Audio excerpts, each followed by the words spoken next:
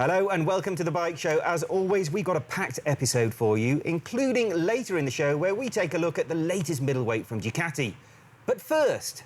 Historic racing is growing in popularity all around the world, but possibly the best meeting of them all is the Goodwood Revival down in the south of England every year. Now, we weren't invited, we didn't get there, but we do know a man who was. Watch this.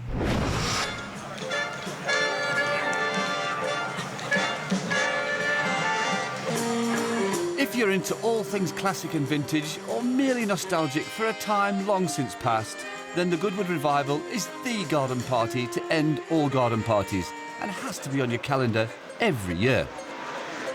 Everyone who attends, competitors and visitors alike, get into the spirit of the thing, and the effect is one of stepping through a time warp and going back 60 years to a time when racing was done for fun and not for money. This year it's run in front of 140,000 paying public. It's probably the biggest retro racing extravaganza the world has ever seen. And in between all the racing cars is a Barry Sheen 16 lap, basically is a race between two riders who do 8 laps each, and they are riding 1953 Norton Manxes and Triumph machines. And the real cat amongst the pigeons this year is a new machine has come in from Australia. It's a 1000cc 1948 Vincent Rapid, and it's actually set pole position. It's the fastest on the track at the moment. But we'll see what Troy Corso and those kind of people can do about the leaders. Jeremy McWilliams is very, very fast in practice. So we'll see what these old clunkers can do from 1928. As Ian has just said, these are some seriously old and massively valuable machines, and the sights, sounds and smells are unbelievable. It's tremendous, isn't it? This is my 7th revival now, and it's just a tremendous event. We love it. We love coming here, and this bit's a little bit incidental, riding the motorbikes. In fact, it gets in the way a little bit because there's so much to see and so much going on. But no, it's a fantastic event. We love it.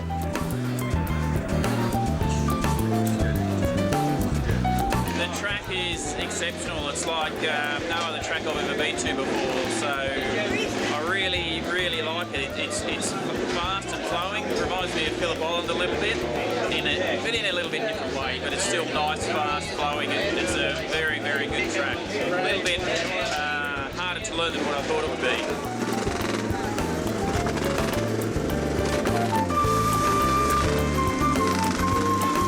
It's going okay now. We had a bit of a problem yesterday, I think, with jetting, because unaccustomedly warm here in Goodwood for September, and we had to make some adjustments.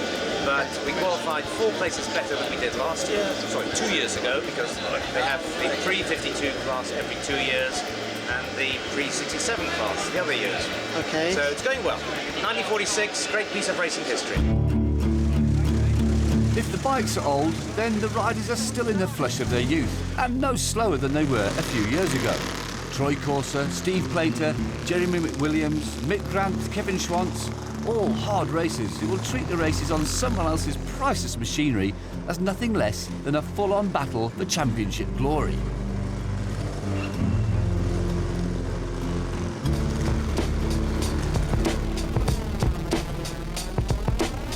The Le Mans start for the 16-lap 2-rider relay race saw a brilliant getaway by Jeremy McWilliams on the number 7 Manx Norton, with the pole sitting 1000cc Vincent a little sluggish off the line, but using all its power to slot into second by the first corner.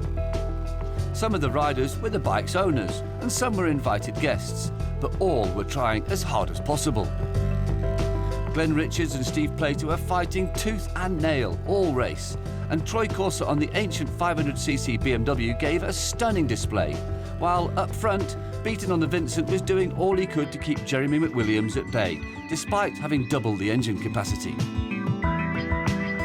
The racing was hard but light-hearted, although 1 or 2 friendly gestures almost ended in tears.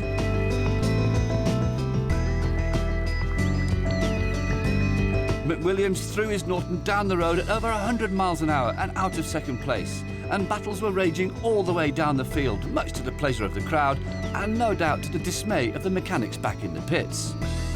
Some people might wince to see machines being treated this way, but isn't that what they were built for?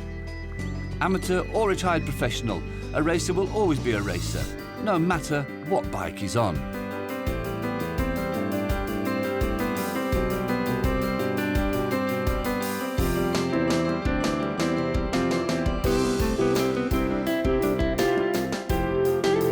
The Vincent takes the win, but there's still race 2 to go.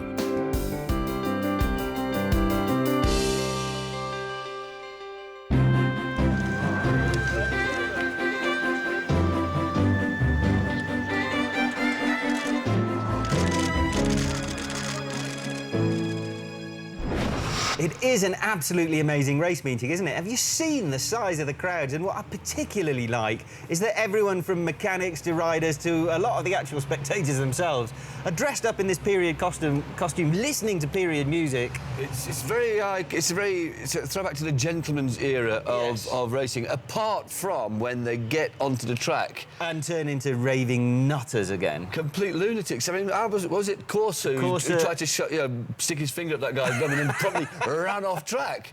And he's not... They reckon about 220 miles an hour, 200 k's an hour he was off on that, which didn't look like it handled the off-road very well, did it? I love it, that pre-race bit where the guy's on the back just pushing the forks. Right, that's a suspension setup then. Can they adjust? Can they be adjusted? No. No, so I'll just bounce some more anyway. Yeah, it's definitely working.